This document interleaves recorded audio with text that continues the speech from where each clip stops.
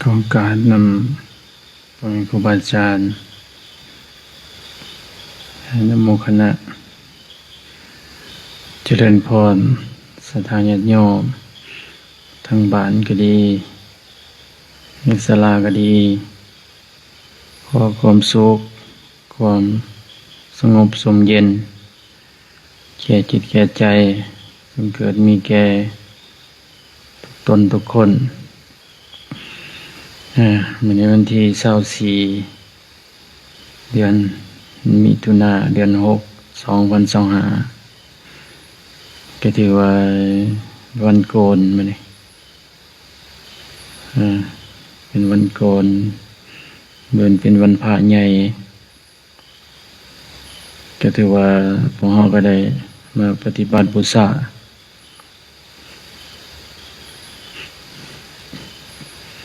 วันศีล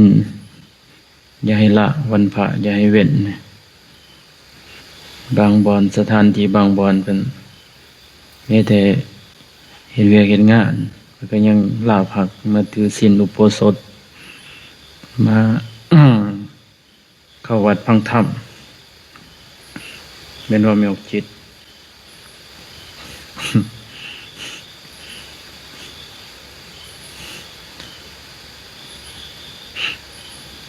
เขาว่าเป็นผู้หญิงมีในตำราผู้หญิงก็อย่าเกิดเป็นผู้ชาย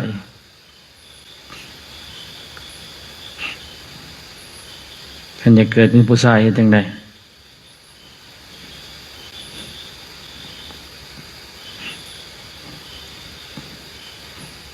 มีวิธีการถ้าว่าได้เกิดอีกเป็นผู้ชายรักษาศีลหาดีๆแล้วก็ปฏิบัติแม่ผัวน่ะผู้ใดมีแม่ผัวมีผัวแล้วก็อุปถัมภ์อุปถากปฏิบัติดีๆต่อแม่ผัวนั่นนะผู้นั้นแหละอานิสงส์ตัวนั้นแหละมันสิส่งผลให้เราได้เกิดเป็นผู้ชายแต่บางคนคิดว่ากันได้เกิดเป็นผู้ชายอยากบวชสินะอยากบวชเป็นพระอยากอยู่ในวรพระพุทธศาสนาแต่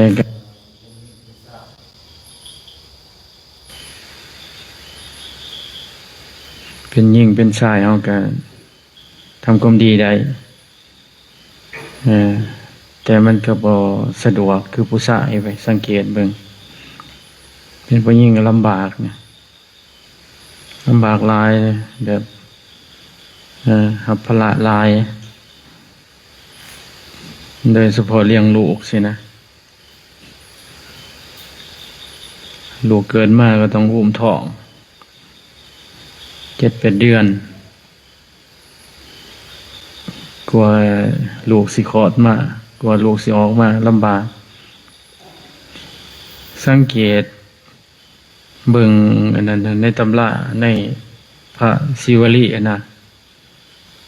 พระผู้เพิ่นมีลาภสักการะมากมีลาภสักการะหลายอันนั้นช่วงก่อนศาสตร์ก่อนนั้นเพิ่นเกิดเป็นราชาเกิดเป็นราชาเป็นครั้งเกิดว่าครั้งทหารครั้งพวกที่เป็นข้าศึกต่อบ้านเมืองกันนะครั้งไว้จักปีเด้7 ปีบ่อายุเพิ่น7เพิ่นอยู่ในท้องกัน7 ปีความทรมานของเพิ่นนะกลัวสิออกมากลัวสิเหมือนตาเบิ่งโลกแล้วเบิ่งโลกนั่นนะเฮาคนธรรมดาสามัญ7 เดือน 8 เดือนก็คลอดแล้ว9 เดือนเนาะลืมไปคน7 เดือนนี่มันบ่สมประกอบปานใดแต่พระศิวลี7 ปีโอ้อยู่ในท้องแม่บัดนี้ความยากลำบากของแม่นอนง่ายก็บ่ได้เนาะไอ้มาน ต้องนอนจะแข้งนอนแข้งซ้ายแข้งขวาซะนะความลำบากนะตอนคลอดนี่แห้งลำบากอีกนะก็ได้ว่าเป็นผู้หญิงสังเกตเบิ่งค่ะลำบากหลาย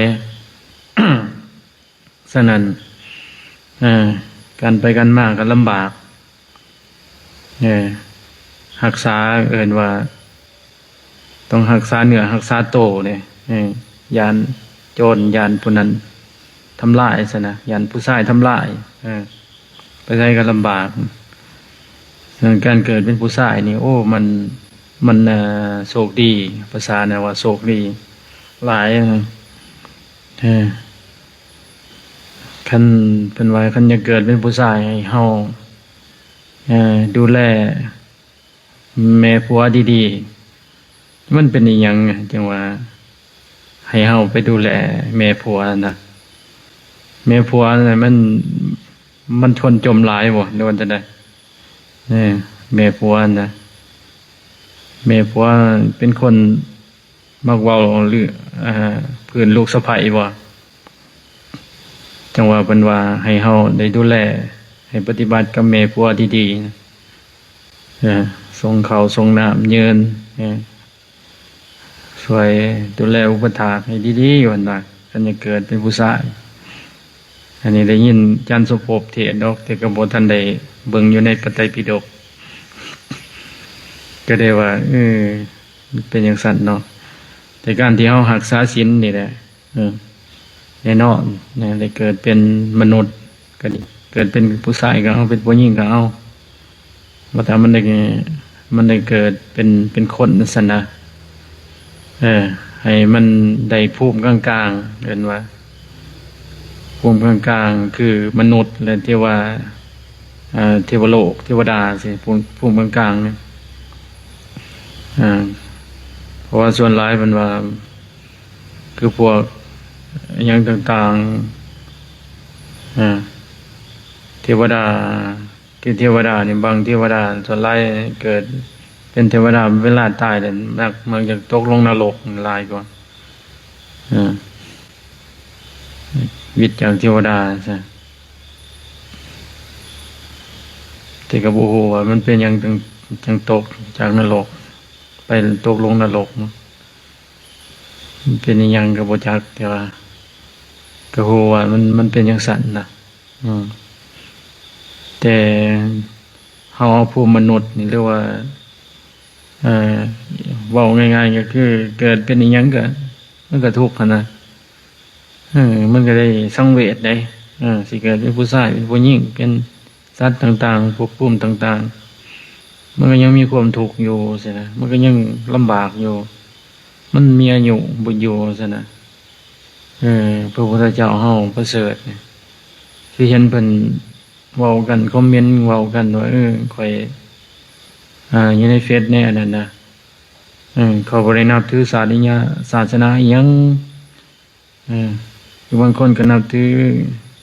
อิสลามพราหมณ์ซิกอินโดอย่างต่างๆสังเกตเบิ่งทุกๆศาสนานี่ยกเว้นศาสนาพุทธนี่นะเป็นว่าฮอดแต่พรหมโลกซะนะแสดงว่าศาสนาอื่นก็ยังเฮ็ดให้เฮาเวียนว่ายตายเกิดอยู่ที่ซะยังเฮ็ดให้เฮาเกิดในภพน้อยภพใหญ่อยู่ซะนะแต่ศาสนาพุทธนี่มีนิพพานนี่มีต่อยอดจากพรหมซะนะก็แสดงว่าศาสนาพุทธเฮานี่เลิศประเสริฐแล้วซะนะฉะนั้นคนเขาบ่เข้าใจคนเขาบ่รู้ว่าประโยชน์ของศาสนาความสำคัญของศาสนาพุทธสินะมันบ่มีคนอธิบายบ่เขาจังไปนับถือศาสนาอื่นหลายอันนะอย่างอิสลามคริสต์ซิกฮินดูอย่างต่างๆเขาบ่เอาบ่นิพพานซะนะเขาบ่อยากหยุดบ่สังสารวัฏนะการเวียนว่ายตายเกิดนี่นะเขาบ่อยากเอาบ่ซะนะก็ได้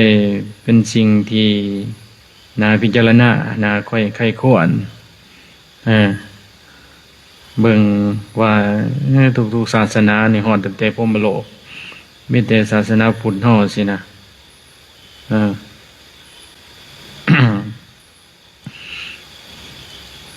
ก็ได้ว่าเกิดเป็นหยังก็ก็สิทุกข์อยู่ก็พยายามเอานิพพานอยู่สินะพยายามเอานิพพานอยู่คือหยุดการเวียนว่ายตายเกิดอยู่สินะเพิ่นว่าเฮ็ดจังได๋เฮาสิไปนิพพานสินะมันก็ต้องมีวิธีไปนะมันก็ต้องมีหนทางไปเพราะว่าเพิ่นบอกไว้แล้วว่าทุกๆศาสนาฮอดแต่พรหมโลกเช่นว่าสิบัดนี้ศาสนาพุทธเฮาสิไปฮอดนิพพานสินะต่อยอดจากพรหมโลกมันก็ต้องมีหนทางสินะเมื่อมีหนทางจังซั่นเฮาก็เสียจังได๋บัดนี้เฮาก็ต้องบ่อยากไปบ่สินะสังเกตเบิ่งโจโตเฮาสินะยังอยากม่วนบ่ในการเวียนว่ายแต่เกิดสินะยังอยากม่วนบ่ในการเกิดพบน้อยพบใหญ่เกิดเป็นพรหมพระอินทร์ยมราชมนุษย์สัตว์เดรัจฉานเปรตอสุรกายสัตว์นรกอยู่มันม่วนบ่สินะเช่นว่าสินะบ่อยากไปบ่นิพพานสิโดยการปฏิบัติโดยการเดินตามทางของพระพุทธเจ้าสินะเพิ่นบอกไว้อยู่สินะทางไปนิพพานนี่คือเฮ็ดจังได๋น่ะก็มาเบิ่งอีกจังซี่เน้นเข้ามาอีกโดยการปฏิบัติมีเดินตามทางอริยมรรคมีองค์8จังซี่นะอริยมรรคมีองค์8เริ่มแต่หยังสัมมาทิฏฐิสินะแต่ให้ใจเฮาเป็นสัมมาทิฏฐิสินะมันก็บ่แม่นของง่ายอีกเด้มันก็ต้องมีหลักวิเกณฑ์ใจอีกมันต้องมีหลักมีเกณฑ์ที่ตั้งของใจก็มันสิเป็นสัมมาทิฏฐิสัมมาทิฏฐิกับสัมมาสังกัปโปสินะคือเห็นถูกต้องหรือว่าดำริออกจากกามสินะสองอย่างนี้มันเป็นตัวปัญญาสินะเมื่อเฮาสิเอาสองอย่างนี้ได้เฮาสิเฮ็ดจังได๋อีกวันนี้มันก็ต้องเน้นเข้ามาอีกเน้นเข้ามาต้องหากรรมฐานหาที่ตั้งให้มันก่อนภาษามันก็พุ่งไปตลอดเด้มันก็สิพุ่งมันก็สิปัญหามันก็สิเกิดขึ้นเกินว่ามันก็สิใจมันก็บ่นิ่งใจมันก็สิบ่สงบเย็นมันก็สิบ่เห็นเป็นสมาธิทีซั่นนะใจเหมือนอุปมาเหมือนน้ำมันขุ่นซั่นนะเอากวนมันสิเห็นเป็นสมาธิทีอยู่บ่มันอีหยังแล้วมันสิปนเปกันอยู่ในน้ำนะจักขี้ฝุ่นบ่จักปูจักปลาได้สารพัดมันก็สิเห็นอีหยังก็บ่ชัดเจนซั่นนะเห็นขี้หินก็บ่เห็นนะคือเพิ่นว่าเห็นถูกต้องเห็นความเป็นจริงซั่นนะสิเลี้ยวเบิ่งป่าก็บ่เห็นซั่นว่าซั่นนะสิเลี้ยวเบิ่งหินก็บ่เห็นสิเลี้ยวเบิ่งขี้ฝุ่นไม้ก็บ่เห็นเพราะมันขุ่นซั่นนะมันขุ่นนี่แหละที่ใจเฮามันบ่มีที่ฐานที่ตั้งที่ใจเฮามันสารพัดมันกังวลมันมืดมัวมันมีแต่ปัญหาหั่นนะฉะนั้นให้เพิ่นให้มีฐานที่ตั้งโดยหยังล่ะโดยเพิ่นว่าให้เฮาอยู่กับอานาปานสติใช่นะเป็นมงกุฎกรรมฐานเลยเป็นสุดยอดกรรมฐานเลยเรียกว่าพุทโธสินะหายใจเข้าพุทหายใจออกโธอยู่กับตนเองอยู่กับลมหายใจนี่คันเฮาอยู่กับตัวเองได้มันสิอยู่กับลมหายใจได้สิมันสิสงบเย็นสิเฮาอยู่ได้ให้มันเป็นอัตโนมัติเอิ้นว่าให้มันเป็นอานาปานสัญญาให้มันจำอยู่ในลมตลอดสินะสัญญาแปลว่าความจำสินะความจำไม่หูให้มันนึกถึงแต่อยู่ลมนี่แหละบ่ให้มันนึกถึงแนวอื่นสินะลมออกไกลหูสินะลมเข้าไกลหูลมสั่นไกลหูลมละเอียดไกลหูกลางลมปลายลมต้นลมให้มันหูเบิดสินะเกินว่าหูยังหูโดยการจดจำโดยหูโดยสัญญาหูโดยใจเฮาตั้งอยู่ในลมสินะลมละเอียดมันสิหลังจากเฮาเบิ่งเข้าไปมันลมมันสิละเอียดเขาตอนแรกๆมันก็สิพื้นก่อนพื้นหยังพื้นก็คือสิเฮาสิพื้นเบิ่งลมได้ระบบหายใจมันก็ ตอนแรกมันก็สิเอิ้นว่ามันก็สิแบบคือคนย่างขึ้นภูซั่นน่ะมันก็สิเซาโวกลมมันก็สิลมซั่นออกไว้เข้าไว้ซั่นน่ะบัดนี้เฮามาพักผ่อนมันก็สิพักผ่อนสงบเย็นกายสงบให้ยังอุณหภูมิเฮาปรับสมดุลเขานับตั้งแต่ธาตุทั้ง4ดินน้ำลมไฟมันพักผ่อนมันลมมันก็สิพักผ่อนคือกัน เมื่อเฮาพักผ่อนทั้งธาตุ4ลมมันก็สิละเอียดเข้าเมื่อลมละเอียดเข้าจังซี่มันสิลมมันก็สินิ่งๆอยู่ซั่นนะแต่มันสิคอยวิบแบบท้องเฮามันก็สิเอิ้นว่าแบบขึ้นแบบลงซื่อๆนะแต่ว่าบ่เห็นลมออกลมเข้าซั่นนะมีแต่เห็นอาการของท้องมันแบบขึ้นแบบลงซื่อนะเฮาก็เบิ่งสิ่งที่เฮาเห็นนั่นแหละเห็นอาการท้องเฮาก็เบิ่งไปอย่าให้มันกระเพื่อมไปแนวอื่นอย่าให้มันนิ่งไปแนวอื่นหลังจากมันนิ่งได้จังซั่นแล้วลมมันเบิดนะความคิดมันเบิดมันก็สิเย็นสบายเอิ้นว่าปิติใจความสบายใจความเบิกบานใจเฮาเบิ่งได้สักขณะหนึ่งสัวระยะหนึ่งมันก็กิเลสมันหักสิขึ้นมาดอกเอิ้นว่าทาอุปนิสัยเอิ้นว่าทาคนบ่ทันสติบ่ดีซินะปัญญาบ่ดีความนิ่งบ่ดีใจตั้งมั่นเอิ้นว่าภาษาน่ะว่าสมาธิสั้นซินะคนฝึกบ่ทันเก่งซิมันก็สิเห็นดอกเห็นหยังเห็นพวกนิวรณ์มันสิขึ้นมาซินะจังนั้นก็ความคิดมันก็เอิ้นว่ามันก็พุ่งขึ้นมาซินะความคิดมันก็เฮ็ดออกมาให้เฮาคิดเนี่ยมันก็ให้เฮางุดยิดให้เฮารำคาญให้เฮานั่นเอิ้นว่าพยามารนิวรณ์หยังต่างๆมันสิเข้ามาแทรกแซงดอกนะเมื่อเฮาเข้ามาเมื่อมันเข้ามาซะเฮาก็เบิ่งมันอีกเบิ่งความคิดมันสิคิดไปไสส่วนหลายมันจะคิดไปเรื่องสัญญาส่วนหลายมันจะสัญญาหั่นแหละส่วนหลายอนาคตมันบ่ปรุงปานใดดอกประมาณ 70% มันจะไปทางเรื่องสัญญาเก่าๆอดีตสังเกตเบิ่งโลดคันเฮานั่งสมาธิไปนะเฮาสิเห็นจังซั่นเมื่อมันก็สิเริ่มคุ้นขึ้นมาเนี่ยมันสิกวนกันเดี๋ยวมันสิตีกันอยู่แหละไสคราวหนึงนิ่งคราวหนึงไสคราวหนึงกวนอยู่ซั่นนะแต่ถ้าผู้เป็นฝึกดีแล้วซั่นจนเป็นอุโตหรือว่าอัตโนมัติซั่นนะมันสิมันสิสงบแล้วก็สิอยู่ดนสมาธิเฮาก็สิอยู่ดนเป็นอยู่ดนตลอดจังซี่อยู่ในก็ร่มตลอดสินะเอิ้นว่าการเจริญฌานบ่แม่นการเข้าฌานนะคือการเจริญฌานเฮาสิได้อันนั้นเห็นเอิ้นว่าเฮาสิทำวิปัสสนาง่ายเฮาสิเห็นความคิดเกิดความคิดดับอยู่ความคิดมันพุ่งออกเฮาก็สิเห็นซั่นน่ะเมื่อเฮาเห็นความคิดตัวนั้นเฮาก็รู้ว่าเฮาตามมันไปมันสิคิดเรื่องหยังเฝ้ากลับมาทานลมคือเก่าซั่นน่ะตัดมาลมคือเก่ากำตัดมาลมคือเก่านะมันคิดชั่วเฮาก็ตัดมาลมคือเก่าสังเกตเนี่ยความคิดนี่เฮาไปนั่งอยู่อันหยังต่างๆนี่เอิ้นว่าเพิ่นว่าถ้าเฮาสติกับจิตบ่เป็นอันหนึ่งอันเดียวกันมันก็ยังผิดศีลอยู่ได้ผิดศีลจังไดก็คือบางครั้งก็คิดฮอดลูกฮอดเมียเขาคิดอยากเสพกามคิดอยากจักสันจังซี่ทั้งที่ห่างกายนี่วิเวกอยู่ทั้งที่ห่างกายนี่นั่งอยู่กุฏอยู่ได้กุฏผู้เดียวอยู่ซะทั้งที่เฮานี่นั่งอยู่เฮือนเฮาอยู่ผู้เดียวอยู่อันประตูห้องส่วนโตอยู่แต่ว่าความคิดผู้มันออกไปละจังออกไปไสคิดเห็นผู้นั้นคืนหาผู้นี้เอิ้นว่า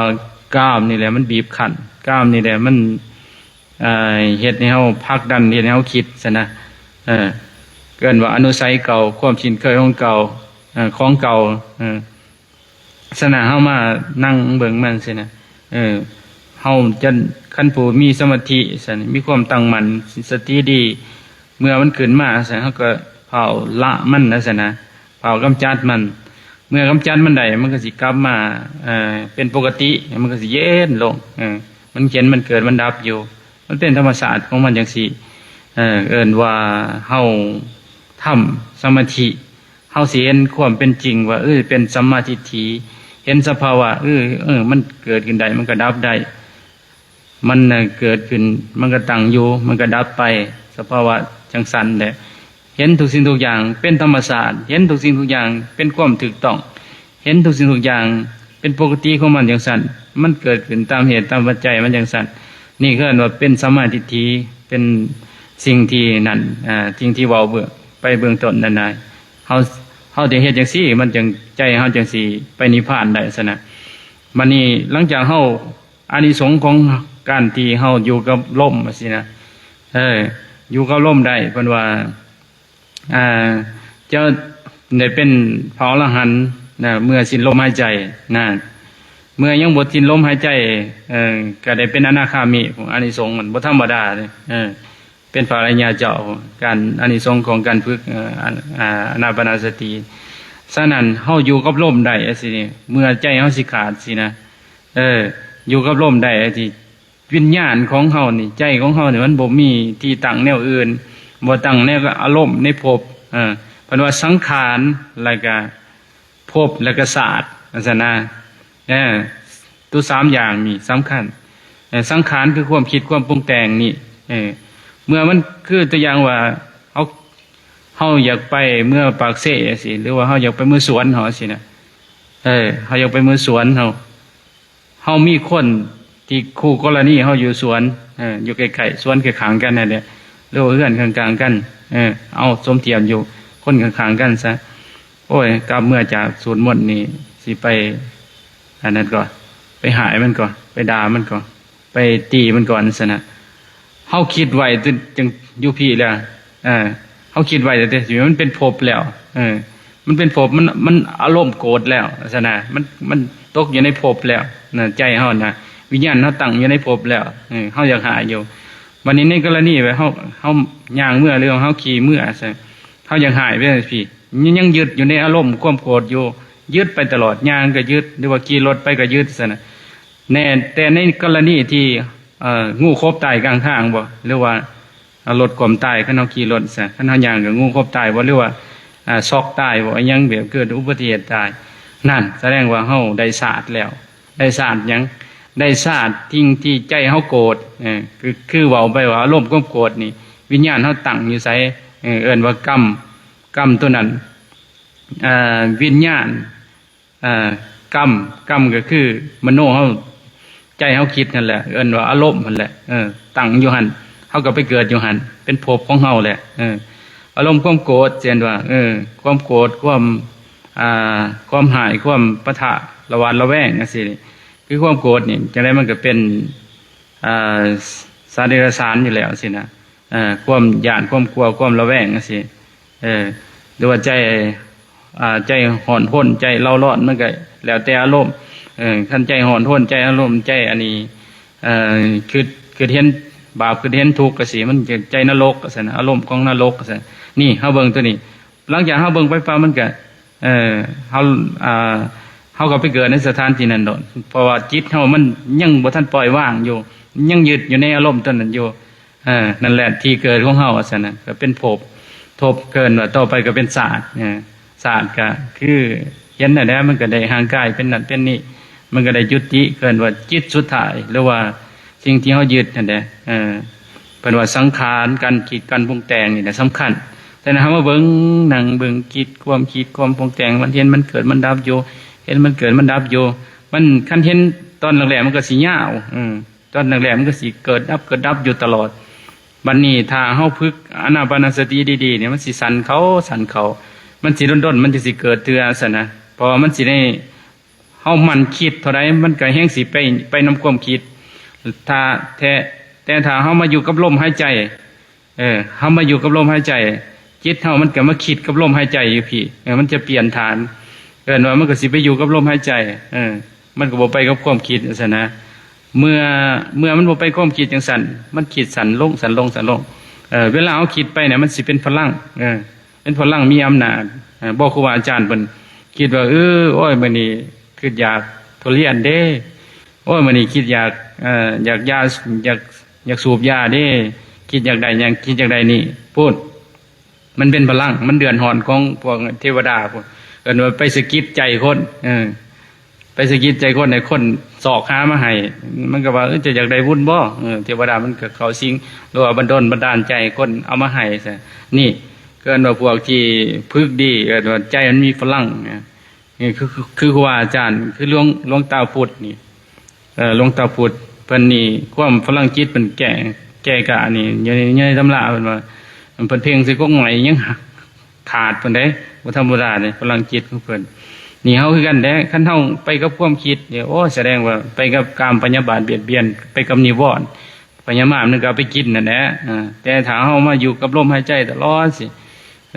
โดนคิดเถื่อซะนะคิดไกลฮู้ว่าคิดซะแล้วก็ตัดมาลมซั่นมันคิดดีก็บ่เอาคิดชั่วก็บ่เอานี่เป็นตัวอย่างตอนนั้นแหละก็มันคิดดีก็ไปนำความดีฉะนั้นเมื่อมันเป็นอย่างสั่นแต่นี่แหละเกินว่าเฮาสิไปนิพพานเฮาเห็นนี่ยังสิเป็นมีปัสสนาสัมมาทิฏฐิโดยการที่เฮาผัสสะตาหูดินดังใกล้ใจเฮาผัสสะเฮาเสียนบ่ยึดบ่ติดบ่ครองบ่เป็นอารมณ์โกรธบ่เป็นอารมณ์โลภบ่เป็นอารมณ์โมหะกลัวญาณระหวัดระแวงบ่เป็นเปรตอสุรกายสันดกสันนิดาสารอันซะนะให้ใจเฮาเป็นปกติซะให้ใจสบายใจดีจะสบายยิ้มเบิกบานปิติมันเป็นอารมณ์ของสวรรค์นั่นสินะมีปิติมีเบิกบานเป็นอารมณ์ของพรหมซะมีความสุขไว้แต่ละมื้อแต่ละวันแต่วินาทีถึงว่าห่างกายเฮาบ่ตายก็สร้างถึงว่าเฮาสิเป็นจังซี่ก็สร้างยังเป็นมนุษย์อยู่สร้างแต่ว่าเฮาได้ภพภูมิแล้วแต่ว่าจิตเฮามันดีแล้วใจเฮามันดีแล้วเกิดว่าเฮาพัฒนาดีแล้วนี่แหละเพิ่นก็ได้ว่าแต่ถ้าเฮาบ่เอาถึงดีถึงปิติถึงอันนั้นอย่างต่างๆเอาข่มมันปิติเกิดกับข่มมันเฮาบ่เอาซั่นเฮาก็ได้นิพพานนั่นซั่นนะอีหยังเฮาก็บ่เอาสภาวะอีหยังเฮาก็บ่เอาอารมณ์ใดเฮาก็บ่เอาสินะอยู่กับมนปนสติสิเนี่ยว่างลมว่างวิญญาณเป็นจิตกับสติเป็นอันหนึ่งอันเดียวกันสินะมันเป็นหนึ่งอันเดียวกันมันก็มันก็ปลอดภัยซะนะนี่แหละก็ได้เว้าเบื้องต้นว่าสิ่งที่เอิ้นว่าทุกศาสนาทุกคนที่ถือศาสนาหรือบ่ถือซะนะเหมือนตะเวนเหมือนอันนั้นแหละ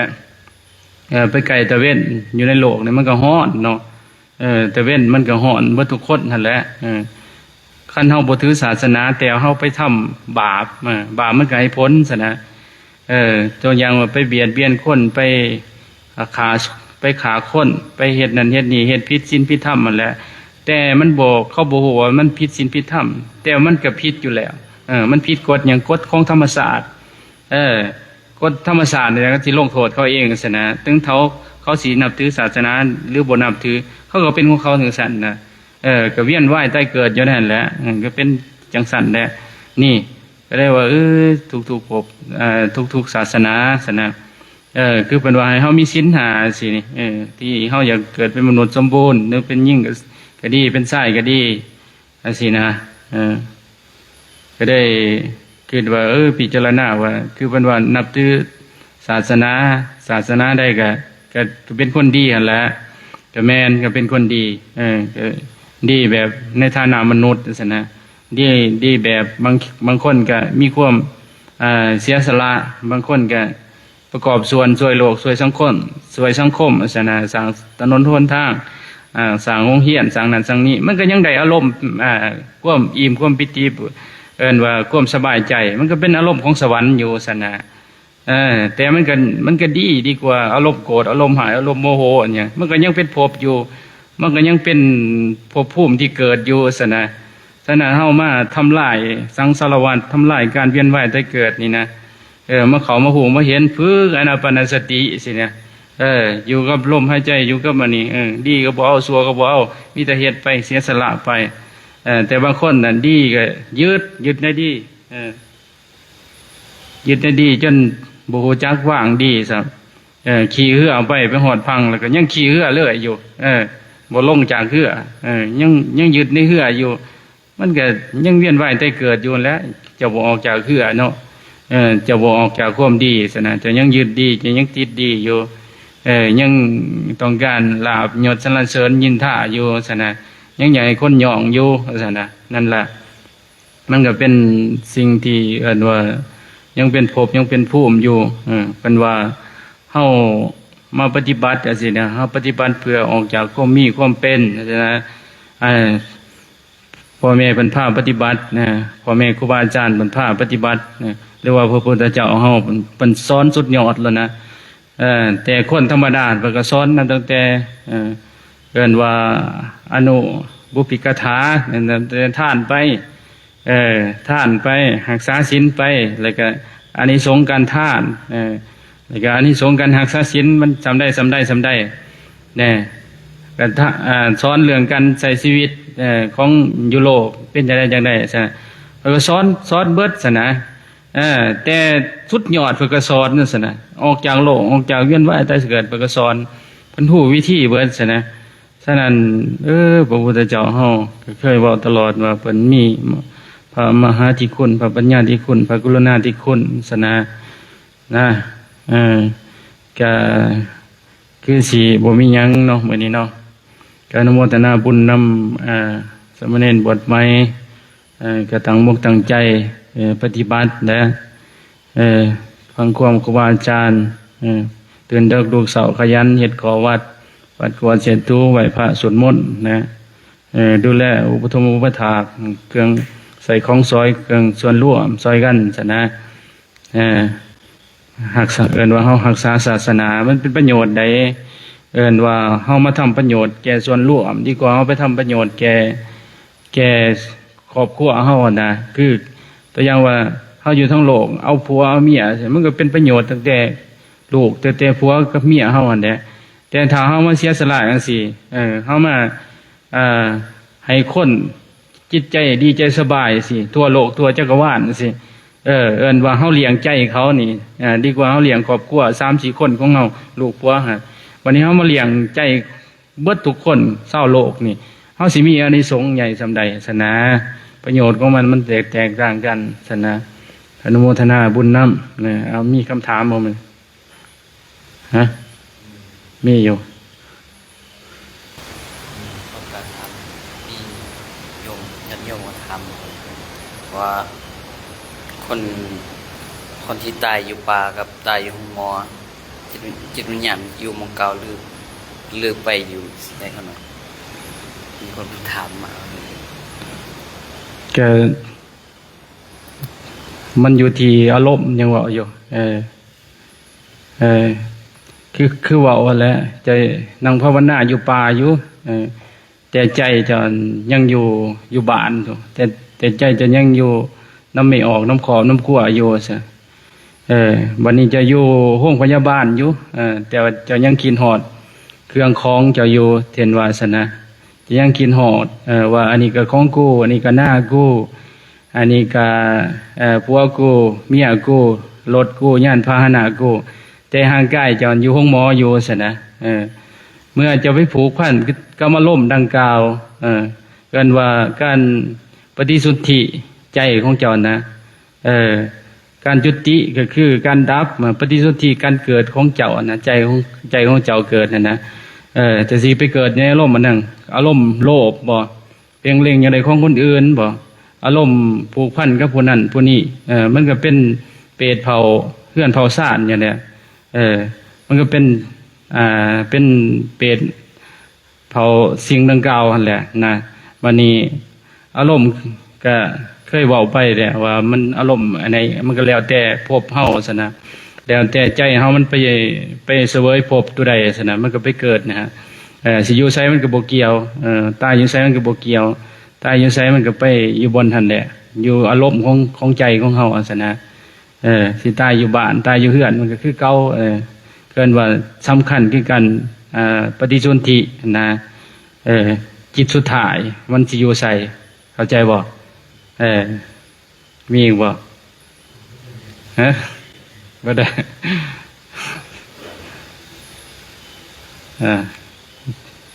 แนวก่อนนี่บ่บ่มีก็กราบพระซะมื้ออื่นมาใส่บาตรได้มื้ออื่นพากันมาใส่บาตรแล้วครูบาสิเดินทางไปกราบครูบาอาจารย์2 องค์ได้เผาวัดถ้า